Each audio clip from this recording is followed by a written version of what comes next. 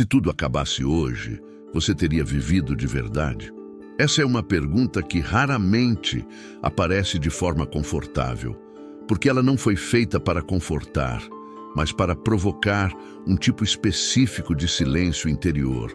Aquele silêncio que surge quando algo toca exatamente onde você evita olhar. Não se trata de medo, nem de pessimismo, muito menos de dramatização. Trata-se de honestidade, da forma mais crua e direta possível. Vivemos como se o tempo fosse um recurso que nunca se esgota. Como se o amanhã estivesse garantido por algum acordo invisível. Como se a vida tivesse uma cláusula secreta de renovação automática. E assim, dia após dia, adiamos decisões importantes, empurramos mudanças necessárias e tratamos nossos próprios desejos mais profundos como compromissos secundários, sempre adiáveis, sempre postergáveis. O problema é que o tempo não avisa quando está acabando. Ele simplesmente passa, silencioso, constante, indiferente às nossas justificativas. A maioria das pessoas constrói sua rotina como quem atravessa um corredor longo demais para enxergar o fim, acreditando que sempre haverá mais portas, mais oportunidades, mais chances de corrigir escolhas que hoje parecem pequenas, mas que somadas definem uma vida inteira. O perigo não está em errar, mas em viver como se sempre houvesse tempo para corrigir. Quando você para e considera de forma sincera a possibilidade de que tudo possa terminar hoje, algo muda na forma como você enxerga suas prioridades. Não porque a morte se torna uma ameaça iminente, mas porque ela revela aquilo que estava escondido pela distração constante.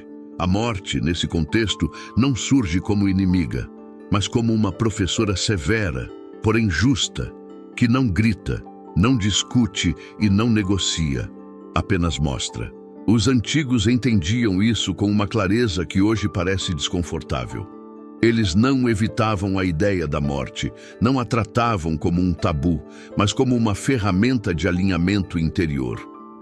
Lembrar que a vida é finita não era um exercício mórbido, mas um ajuste de foco, uma forma de trazer nitidez às escolhas diárias, separando o que realmente importa daquilo que apenas ocupa espaço mental.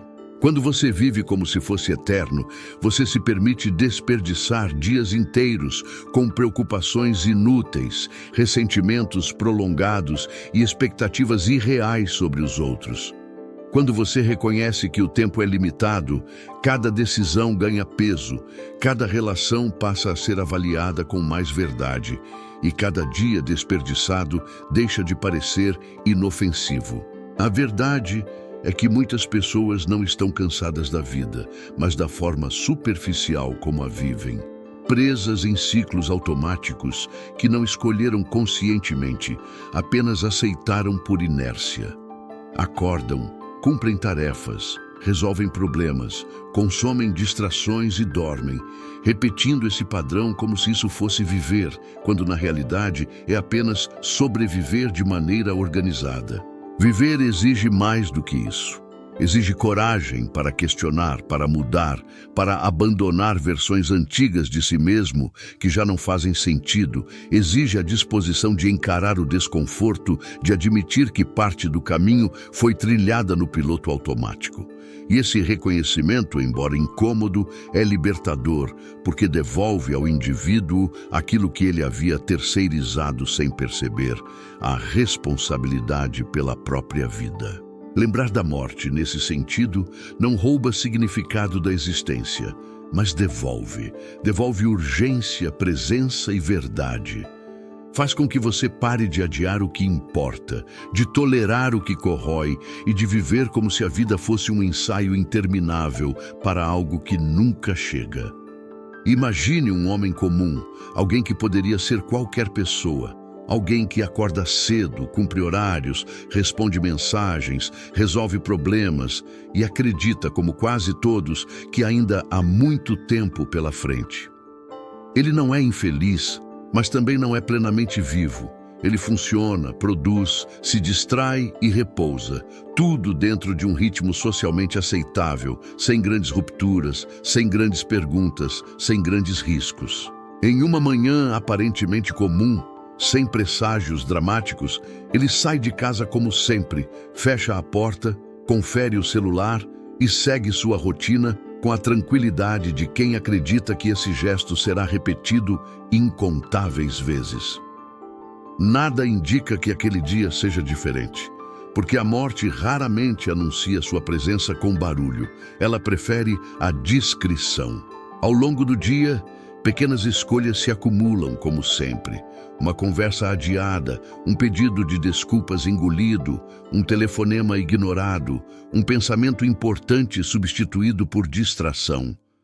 Nada parece grave isoladamente, mas tudo, somado, constrói o retrato de uma vida vivida em modo econômico, poupando emoções, adiando decisões e evitando desconfortos. Em algum momento quase imperceptível, algo acontece. Não precisa ser descrito em detalhes, porque o que importa não é o evento, mas a consequência. De repente, esse homem se vê diante de uma fronteira invisível, uma linha que separa o que foi vivido do que nunca mais será possível. Não há pânico imediato, nem cenas cinematográficas, apenas uma consciência aguda, clara demais para ser ignorada. Ele percebe, com uma lucidez desconcertante, que o tempo não acabou naquele instante. Ele vinha acabando aos poucos, todos os dias, enquanto ele acreditava estar acumulando mais. E essa percepção não vem acompanhada de arrependimento dramático, mas de algo mais profundo e mais pesado. A constatação de quantas vezes ele esteve presente fisicamente, mas ausente de si mesmo. As memórias começam a surgir, não como um filme acelerado, mas como fragmentos específicos, escolhas que pareciam pequenas quando foram feitas, mas que agora revelam seu verdadeiro peso. As vezes em que ele escolheu o conforto em vez da verdade, a segurança em vez do sentido, a aprovação alheia em vez da própria consciência. Nenhuma dessas escolhas foi errada isoladamente, mas juntas desenharam uma vida excessivamente cautelosa. Ele entende, tarde demais para corrigir, que viver não exigia garantias absolutas, exigia apenas disposição para estar inteiro nos momentos que realmente importavam. Ele percebe que não faltou tempo, faltou presença, faltou coragem, faltou a decisão consciente de viver como alguém que sabe que tudo é temporário. Nesse instante, a morte deixa de parecer uma intrusa cruel e se revela como aquilo que sempre foi, um espelho final, incapaz de mentir. Ela não acusa, não condena, não consola, apenas mostra com precisão implacável aquilo que foi vivido e, principalmente, aquilo que foi adiado indefinidamente. O mais perturbador não é o fim em si, mas o entendimento de que muitas das dores evitadas ao longo da vida custaram algo muito maior do que desconforto momentâneo, custaram profundidade, autenticidade e verdade.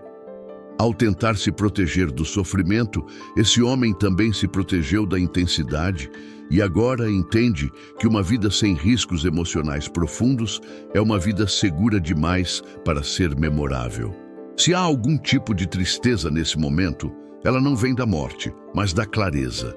Clareza sobre quantas vezes ele escolheu sobreviver quando poderia ter vivido. Quantas vezes silenciou quando deveria ter falado. Quantas vezes se adaptou quando deveria ter se posicionado. A morte apenas organizou essas percepções de forma definitiva, como quem fecha um livro e percebe, ao olhar a capa, que muitos capítulos ficaram em branco. E é exatamente aqui que essa história deixa de ser sobre ele e começa a ser sobre você. Porque enquanto você escuta, essa fronteira ainda não foi cruzada, esse espelho ainda não foi colocado diante do seu rosto. E essa é a única vantagem real de lembrar da morte antes que ela chegue.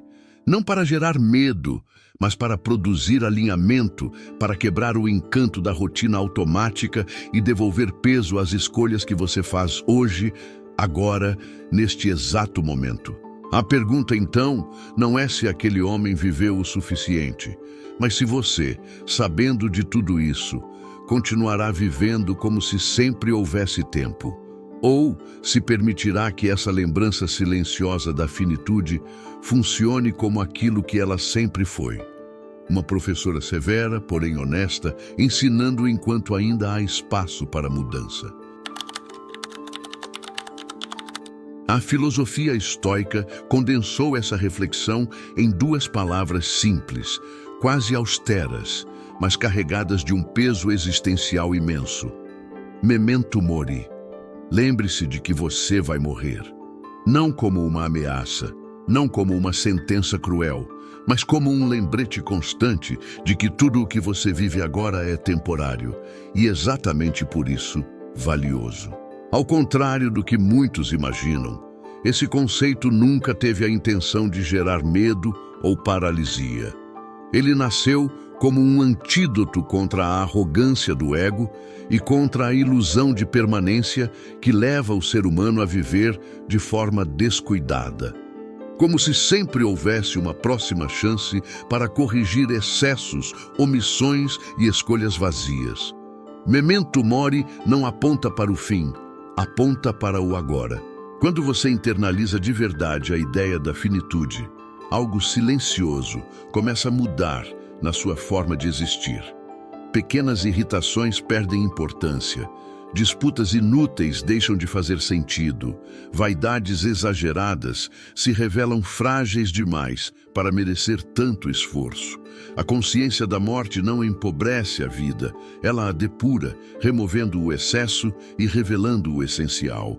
Os estoicos entendiam que lembrar da morte era uma forma de alinhar a mente à realidade, porque viver em desacordo com a realidade sempre cobra um preço alto, seja em forma de ansiedade, frustração ou sensação constante de vazio. Quando você vive como se fosse eterno, você se permite desperdiçar dias inteiros com ressentimentos, preocupações imaginárias e conflitos que não resistiriam a um simples lembrete de finitude. Marco Aurélio escreveu que você poderia deixar a vida agora mesmo e que esse pensamento deveria guiar tudo o que você faz e diz. Não como um peso, mas como um critério. Se isso fosse o último dia, essa escolha ainda faria sentido. Se esse fosse o último encontro, essa conversa ainda seria adiada. Se essa fosse a última chance, você ainda permaneceria em silêncio. Memento mori funciona como um filtro implacável, separando o que realmente importa daquilo que apenas ocupa espaço mental. Ele expõe o quanto do seu sofrimento vem não dos acontecimentos em si, mas da forma como você se apega a expectativas irreais, a controles impossíveis e a uma necessidade constante de aprovação que, no fim, pouco acrescenta à sua existência. Viver com consciência da morte não significa viver obcecado por ela, mas sim viver desperto. Desperto para o valor do tempo, desperto para a fragilidade das relações, desperto para o fato de que cada dia desperdiçado não é apenas um dia a menos, mas uma oportunidade de viver com verdade que não retorna. A morte, nesse sentido, não é o oposto da vida, é o limite que dá forma a ela, assim como as margens dão forma a um rio. Quando você aceita a finitude, você para de viver como alguém que está sempre se preparando para começar e passa a viver como alguém que já está em campo. Você fala o que precisa ser dito, constrói o que realmente importa, abandona o que drena sua energia e deixa de adiar a própria vida em nome de um futuro hipotético que talvez nunca chegue. E aqui está o ponto central de toda essa reflexão. A morte não precisa ser temida para ser respeitada, basta que ela seja lembrada. Porque enquanto você lembra que tudo acaba, você passa a escolher melhor como vive. Enquanto você lembra que o tempo é limitado, você para de desperdiçá-lo com o que não tem profundidade, verdade ou sentido. Se tudo acabasse hoje, essa pergunta não deve servir para gerar angústia, mas para produzir alinhamento. Ainda há tempo, ainda há escolhas sendo feitas, ainda há espaço para viver com mais presença, mais coragem e mais honestidade consigo mesmo. A lembrança da morte não existe para encerrar a vida antes da hora, mas para impedir que você chegue ao fim, percebendo que passou por ela sem realmente estar nela. Se esse conteúdo fez sentido para você, deixe o seu like, porque isso ajuda o canal a alcançar mais pessoas que também precisam dessa reflexão. Compartilhe com alguém que anda vivendo no automático e talvez precise desse lembrete silencioso. Comente aqui embaixo o que essa ideia despertou em você, porque a filosofia ganha força quando é pensada em conjunto. E se você ainda não é inscrito no canal, inscreva-se agora para continuar refletindo sobre como viver com mais lucidez, presença e sentido em um mundo que insiste em nos manter distraídos. Até o próximo vídeo.